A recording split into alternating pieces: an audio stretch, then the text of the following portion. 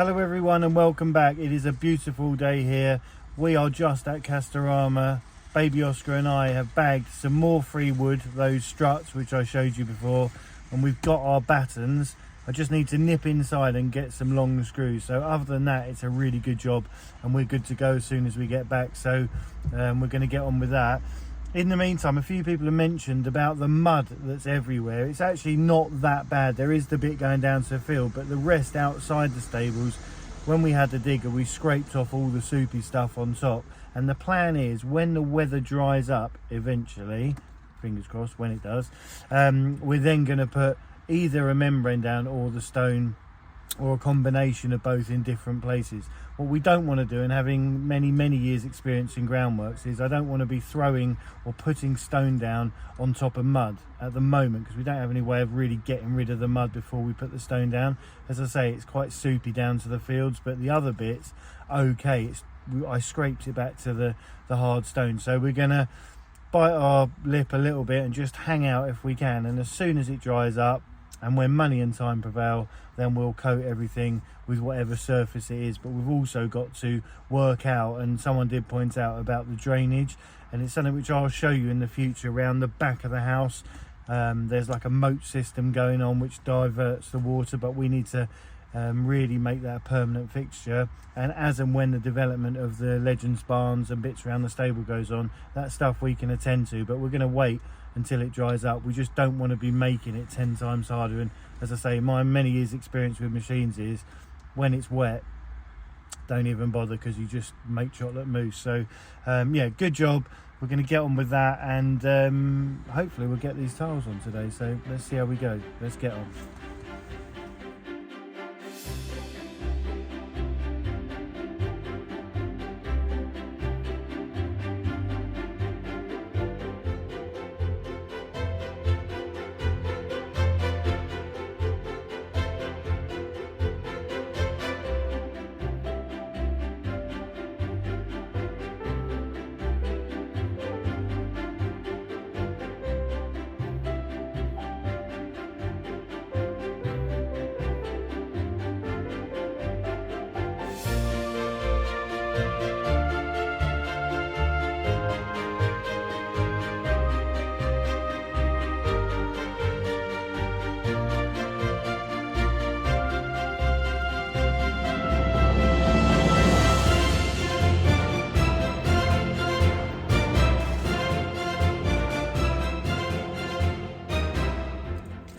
I've got my screws. They are PZ3, which is the big posi drive, or posi drive head.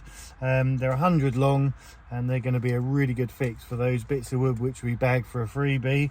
They're going to be holding all the struts on, and then we've got our battens which the tiles are going to sit on. So let's go. We're back from the shops. We've just had a bite to eat, and we're going to get on with doing this roof. I'm actually in the Legends barn now, and I'm going to show you what the conundrum is, but we've got the solution. It is that the two roofs that meet, one is slightly higher than the other, and it does overlap. And originally there was one gutter and another gutter underneath. We've taken this gutter off, and we're going to extend the top roof, and then it's going to fall onto the lower roof, which we'll show you in a second.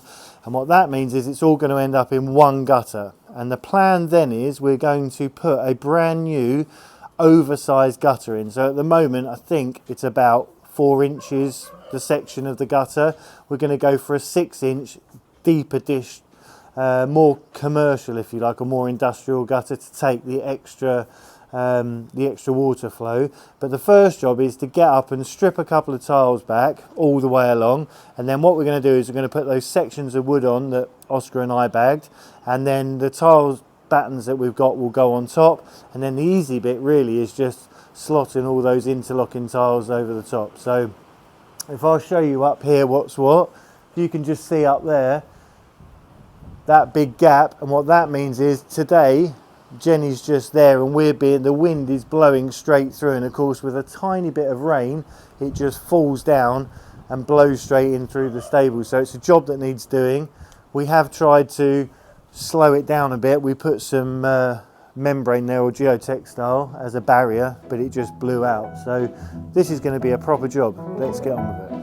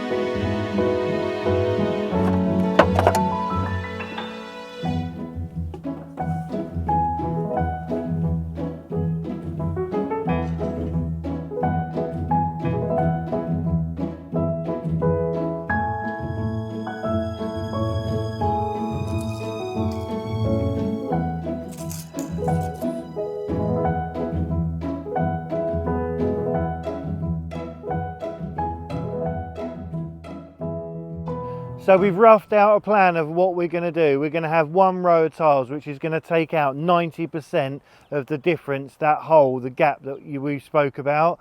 But the problem now is the wind's coming in strong and there's a load of rain just following behind it. So Jenny's made the executive decision, she's made the call. We're going to job off, get down, get the horses all finished up and get them in before this weather front comes in, and then we'll concentrate tomorrow on actually getting it nailed. So safety first, let's go get these horses in and get them all snugly.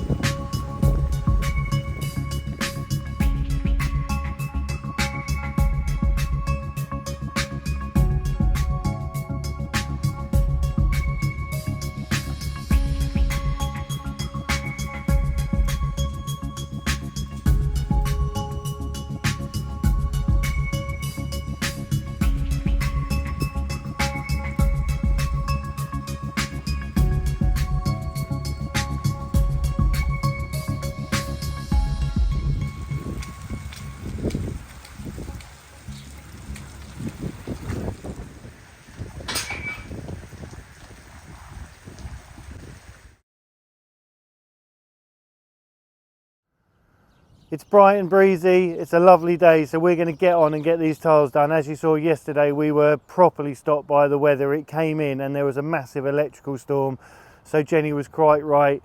It was good just to get off and get all the horses in, and we actually managed to get them all back in and under cover before the real hard rain hit. So let's get on with it, and I think it's going to be a really good job.